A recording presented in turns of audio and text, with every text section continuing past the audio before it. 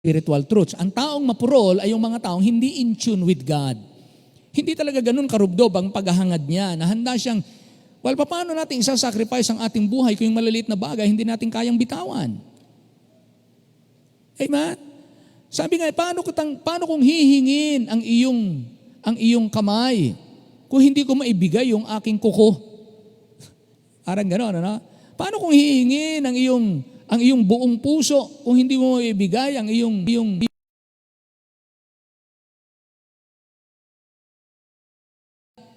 Ang isang pamaraan ng Diyos, nagbibigay siya ng sukat.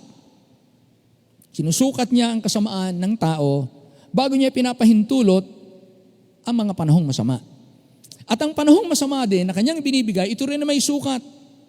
At ang layunin, bagamat ito'y kaya kong alisin at hindi mangyari, at pagka nangyari, kaya ko ring alisin kaagad kapag ito'y nangyari. Pero hindi ko ginagawa kaagad sapagkat ibig kong makita na ang mga tao na develop yung puso na natakot siya sa Diyos. Kung tayo takot sa virus, hindi tayo takot sa Diyos, kaya nating gumawa ng masama, kahit kita tayo ng Diyos, dahil wala naman tayong tama ng virus. May mga tao po nung tamaan na ng virus at saka naging humble. Saka nagkaroon ng Panginoon. Ayan. Lord, patawarin mo na ako. Lord, magtatapat na ako. Lord, gagawin ko na to. Sabi ng Panginoon, pinakita ko na nga sa iyo para matakot ka eh. At gawin mo ang aking kalooban eh. Kaya ang paraan ng Diyos, yung kanyang habag. Pangalawa, yung kanyang panukat ng kasamaan. Pangatlo, the humiliation of the world. Ang paraan ng Diyos kung bakit niya pinapahintulot ang mga panahong masama para papagpakumbabain ang mga tao. Sabi sa 1 Corinthians 1:19-20, for it is written, I will destroy the wisdom of the wise, and will bring to nothing the understanding of the prudent. Where is the wise? Bakit yung mga wise ng mundong ito hindi nakilala ang ating Panginoon? Pinako siya sa krus, ang daming nagbabasa, nagre-research, nakakaalam ng batas, nagpapayo sa bayan, kinikilala, mataas ang posisyon, respetado, sila'y pinagkukunan ng karunungan at liwanag sa landas, pero nang dumating ang Panginoon, hindi nila nakilala. Maging sa ganitong pagkakataon, mga kapatid, ang COVID-19, ang C-19, ay naging paraan para ipakita sa mga tao na hindi nyo kaya lahat ng inyong problema. Kaya kong magpadala ng problema na hindi kayo handa. Kaya kong hiyain ang mga bansang mayayaman at ang mga taong mga kilala na akala nila ay sila'y exempted at kaya nila. The humiliation of the world. Just imagine, hindi napatigil ng mga nuclear weapons ang mga beer house. Hindi napatigil ng mga naggagawa ng mga nuclear weapons. Hindi napatigil yan ng mga lindol, lumilindol sa iba't iba, pero hindi tumitigil ang lahat ng bisyo, kasamaan sa maraming lugar. But just imagine, ang ginamit ng Panginoon ay isang napakaliit na virus. Isang napakaliit na nilikha ng Diyos na pinahintulot niya na kumalat at makapaminsala, huminto ang maraming kasamaan. Napigil ang maraming kasamaan, ang maraming patayan, ang maraming kasalanan, huminto. At ang karunungan ng tao, kinapos. Maraming mga nag-aral, kinapos. Marami nagtuturo ng kalinisan, sila ang nahawa. Marami nagtuturo ng kahusayan, sila ang napinsala. Lahat po, walang across the board. Talagang mayaman, mahirap, may pinag-aralan at wala, talagang lahat po ay kanina, binabasa ko kanina, sa kalsada ng Brazil ay nagluhura ng mga tao at nagsisitawag sa Diyos. Sa Brazil. Sa kalsada, napark ang mga sakyan, nagluhura ng mga tao at tumatawag sa Diyos. Parang ginawa ng Diyos, dinala niya ang buong daigdig para magpakumbaba ang mga tao. At yun ang paraan ng Diyos sa mga panahong masama. Nawa, di ba sabi natin, hindi na kinakailangan ang tao mauntog bago yumuko. Bagamat may mga taong bago yumuko, kinakailangan mo ng mauntog. May mga ganun eh. Hanggang walang nangyayaring masama sa kanya, tuloy lang siya. Pag may nangyaring masama at saka nagtatanda. Kailangan ba natin ganon? Sabi ng Bible, dinidinig ng aking mga tupa ang aking tinig. Tinig lang ng Diyos. Hindi na tayo kinakailangan lagyan ng lubid at hilahin tayo. Pag nadinig natin ang salita ng Diyos, tama ang aking gawa, salamat Panginoon, biyaya mo ito. Pag nadinig natin ang salita ng Diyos, mali ang aking gawa, patawarin mo ako Panginoon, ititigil ko po ito. Dapat ganon. Hindi may aalis ang pagkakamali. Ang may aalis ay ang magpatuloy sa mali. Pero kung tayo patuloy sa mali, hindi tayo nakikinig sa tinig ng Diyos. Nakikinig tayo sa udyok ng ating laman. Yan po nangyayari. At yan nangyayari po sa mundo. Pero salamat, ang isang paraan ng Diyos, i-humiliate ang buong daigdig. Pangapat, this is the chance of the church. Ito ay pagkakataon ng mga anak ng Diyos. The chance of the church to be the light and the salt of the earth. Sabi ng Bible, kayo ang ilaw at asin ng sanlibutan. Ito yung inyong chance. This is your chance. To get right with God. Psalm 119 verse 67, before I was afflicted, I went astray, but now I have kept thy word. Kahit ang mga anak ng Diyos, lumilihis, nagkakamali. Pero sabi ng Biblia, gaya ni David, bago ako mapighati at maligaw, bago ako mapighati, ako inaligaw, ngunit ngayon, iniingatan ko ang iyong salita. Nawa ito maging same karanasan natin. And then, to be more eager for His coming. This is the chance of the church to be the light and the salt of the world, to get right with God kung tayo nagkamali, at tayo po ay maging lalong excited sa Kanyang pagbabalik dahil habang nakikita natin ito, lalo natin nasabing, Lord, talagang palapit na palapit ang iyong pagbabalik. Dapat akong maging handa. Number 5, the time of the people. Sa panahon ng kasamaan, ang Diyos, ang isang kanyang pamaraan ay isakatuparan ang oras na ibinigay niya para sa bawat tao. Bawat isa sa atin ay may oras. May takdang oras ang inyong buhay. So the time of the people. Number 1, there is God's appointed time for death for each of us. Kaya kung may mga tao po na namamatay sa pamagitan po ng COVID-19, sila lang po yung talagang sa ganitong panahon, sila ay nakatakda. At yan po yung nasabi ko na po sa inyo. Talaga naman nakatakda ang mga taong mamatay, with or without the virus, the pandemic, talaga naman nakatakda ang taong mamatay. So, nangyayari lamang po na ipinatutupad niya na ito ng time, saka lang natin nadidiskubre na, ito pala yung nakatakdang araw, ito pala yung nakatakdang lugar, ito pala ang nakatakdang dahilan, ito pala ang nakatakdang paraan, kung paano ang tao mamamatay. Saka lang natin nadidiskubre. Kaya kung alam natin ito, madali nating tanggapin. Ibig sabihin, mas meron tayong pangunawa, nasasaktan man tayo, we have that understanding. Number 2, God's chastisement for some. So God's appointed death for each, God's chastisement for some. Yung iba naman, kaya makakaranas ng ganito, magtataka kayo, yung iba matanda, namatay. Yung iba matanda, hindi namatay. Yung iba bata, namatay. Yung iba hindi bata, hindi namatay. O bata, hindi namatay. Bakit yung ibang matanda namatay, ibang matanda hindi namatay? Yung ibang bata namatay, yung ibang bata hindi namatay. Bakit po? Kasi yung mga namatay, nakatakda po yun. Yung iba naman, tinuturuan lang. Yung iba naman, pinapalo lang. Yung iba naman, pinagpapala. Yung iba na walang negosyo ng ng ganito, face mask, nagkaroon ng negosyo. Yung iba na bagsak ang negosyo, tumunlad yung kanyang negosyo. Sa iba, pagpapala po ito eh. Siguro, laki ng kita ngayon ng mga kabaungan. Tama? Ha? Kumikita ngayon ng mga kabaungan. Kumikita mga ospital. Puno ang ospital. Maraming kumikita. Kaya ito, maaring kasamaan sa iba, pero pagpapala sa iba. Sa iba, itong ganito, time para paluin ng Diyos, pabalikin sa tama at paalalahanan. Yung iba naman talaga nakatakda na para mamatay. Ngayon, ito po yung pamamaraan ng Diyos. Kinakailangan lang makita natin yung pamamaraan ng Diyos para tayo hindi matakot, tayo matuto. Hindi tayo magalit, matuto tayong manampalataya at sumamba at magpasalamat sa Diyos.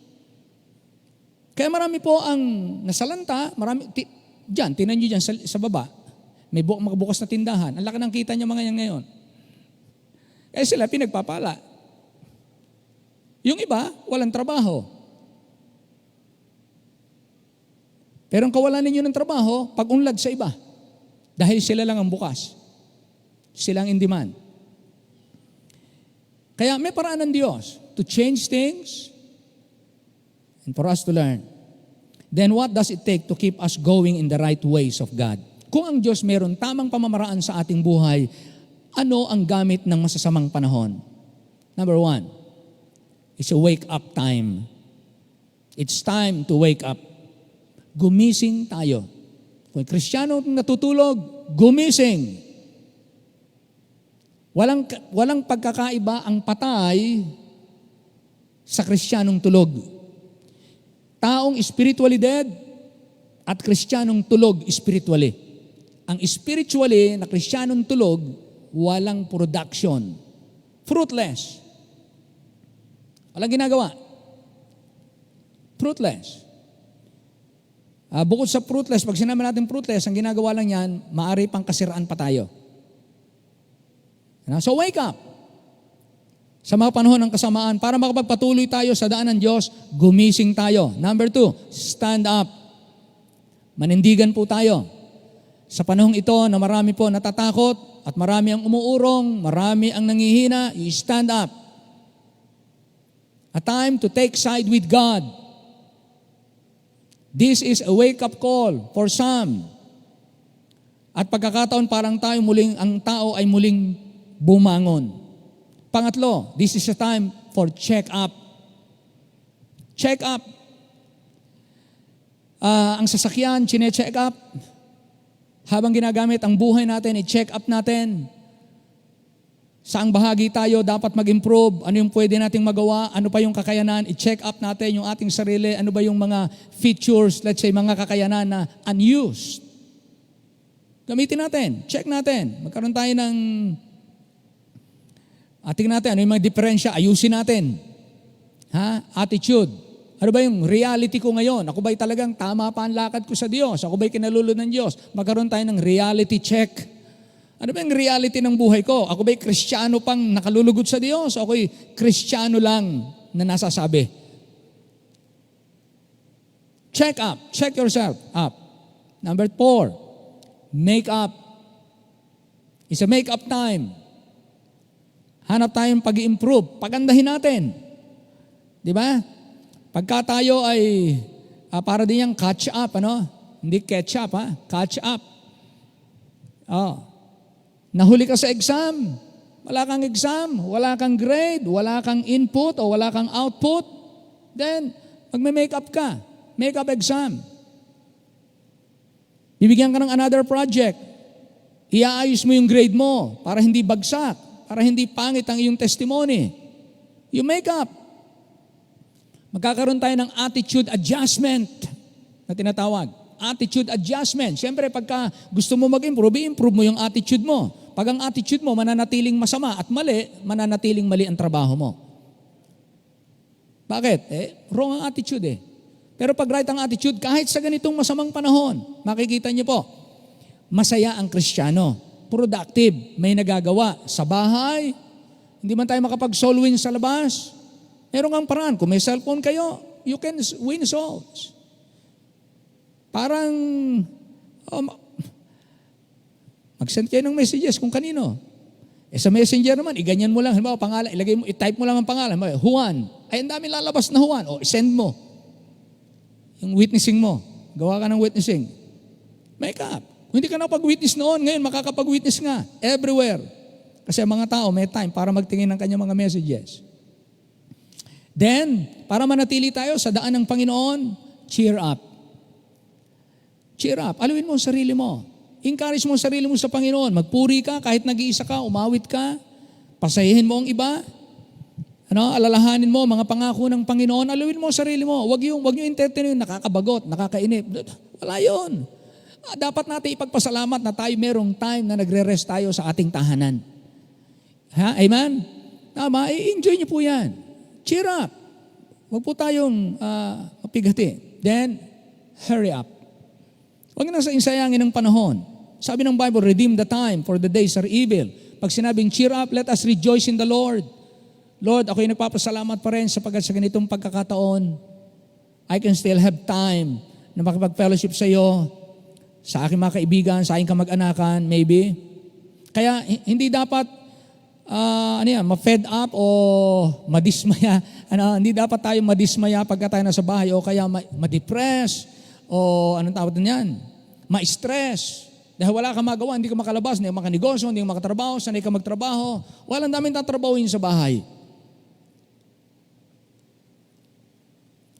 So tayo po ay huwag magpabayaan. Hurry up. Then, lastly, look up. If you want to stay in the ways of God in these evil days, look up. Expect that God is coming. The Lord Jesus Christ is coming for us. So look up. Basahin mo sa Bible, hanapin mo lahat ng tungkol sa second coming ng Panginoon. Makinig ka ngayon, marami naka-online, live streaming. Ako natutuwang makinig. I'm enjoying. Natutuwa ako mag-aral. Natutuwa ako magbasa. Ganon din ang iba namin sa inyo. Ngayon, kung meron pong iba na nalilihis, nalandas, sa ganitong masamang panahon, alalahanin niyo, may tamang paraan ang Diyos. Paano natin haharapin ang masamang panahon? There are God's ways in evil days. At ano sabi ng Panginoon, hindi ako natuwa sa mga tao na 40 taong kong nakasama nila ako, pero hindi nila natutunan yung aking mga daan. They missed the learning process. So mga kapatid, let us enjoy this what we call evil day using God's way. Understanding God's way. Maraming Diyos, maraming salamat po sa inyo. Bless niyo po ang inyong mga anak. Pangunahan niyo po kami. Patnubayan niyo po ang buong simbahan at ang mga nakikinig po sa amin. Lalo naming ma-appreciate ang pamamaraan ng Diyos ay hindi po absent sa mga masasamang panahon na katulad nito. Kundi bagkos ang mga pamamaraan ng Diyos ay pagkakataon upang magliwanag lalo ang mga anak ng Diyos. Sila na mga tinuturuan sa salita ng Diyos ay lalong maging matatag at lalong maging productive at maging mabunga. Hindi natatanikalaan ang salita ng Diyos. Maraming salamat po sa inyo. Sa iyong pamamaraan, ito po ang aming susundan. Tatawagin kami lalong mapalad at lalo kami magiging pagpapala at ikaw po ang luluwalhatiin. Sa lahat po ng ito, makikilala ka namin so that they might know me. Sa masamang panahon, ibig ng Diyos na namin siyang lalong makilala at gawin namin at lakaran namin ang kanyang mga daan. Bless niyo po ang inyong mga anak. Hiling namin ang lahat ng ito sa pangalan lamang ng aming Panginoong Jesus. Amen. Amen. Amen. Tayo po ay mananalangin mga kapatid. Kung meron po kayong kahilingan, paki-air ka agad, paki-share agad. Meron ba tayong personal ninyo na ibig ipag-pray? Naalala nyo ngayon? Wala? Okay. So we can pray. Individual ulit tayo. Sige po. Pag-pray natin ang ating panahon dahil magkakaroon po tayo ng total lockdown. Naka-advise na ang mga pulis. Inantay na lang nila ang go signal. Tinanong ko, kung ang pagtitipon ba ng katulad natin na mga nag-o-observe ng distancing at saka precautionary measures. Sabi niya, Pastor, maghihigpit lang. Maghihigpit lang. So, hindi ako sinabing tiyak na babawalan ang pagtitipo ng mga simbahan. Talaga lang, mas maghihigpit daw. Kaya siguro, yung within the week na Monday to Saturday, talagang wala yung labas-labas talaga siguro. Ang hindi ko alam kung makakapagpatuloy tayo ng Wednesday. But Sunday, Wednesday, tingnan natin. Pag-pray natin na huwag naman. Kung may tutuloy tayo. Kung hindi, mag-a-adjust tayo. So we will wait. for the clear and final na instruction sa atin. Pero ganun pa man, dahil wala namang ganon na sinasabi, so far, tuloy pa po tayo. Okay po, so ipag-pray natin yon. Meron pa? Anyone? Yes, Pastor Eloy? Sister Susan Biledulid, please, pakisama natin sa prayer siya. No, sa panahong ito, mahirap mag-travel for them, kinakailangan ng hospital or anumang need nila, pero hindi ganun kadali.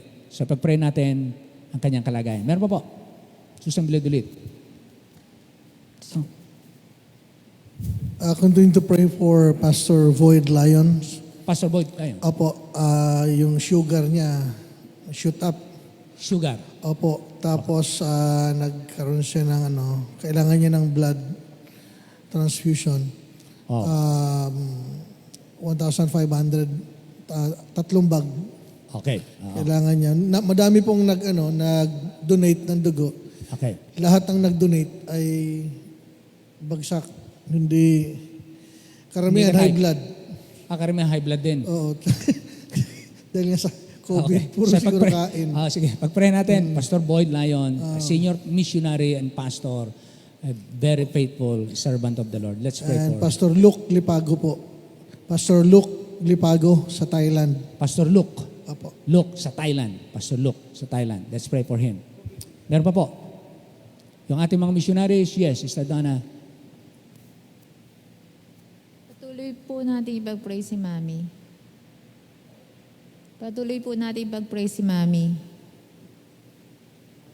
Ano yun? Hindi ko maintindihan. Patuloy niyo pong nating ipag-pray si Mami. Ipag-pray si Mama?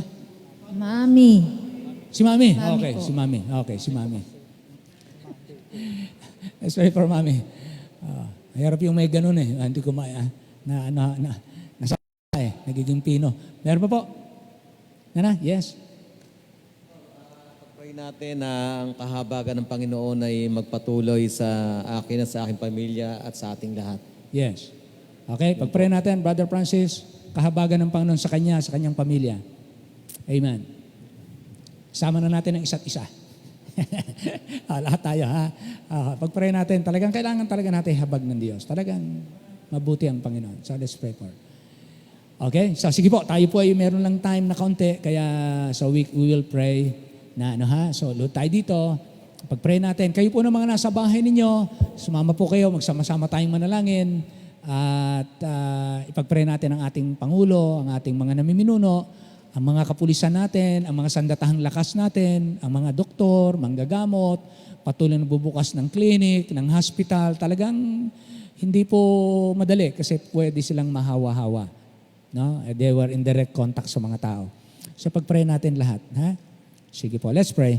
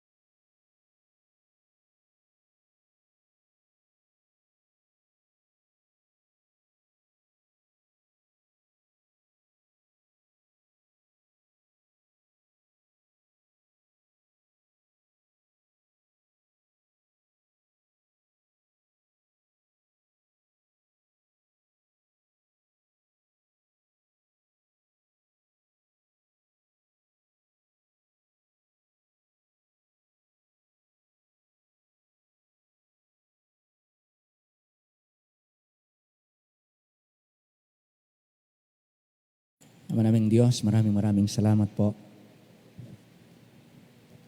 Turuan mo po kami na matutong sumakay sa malalaking alon ng buhay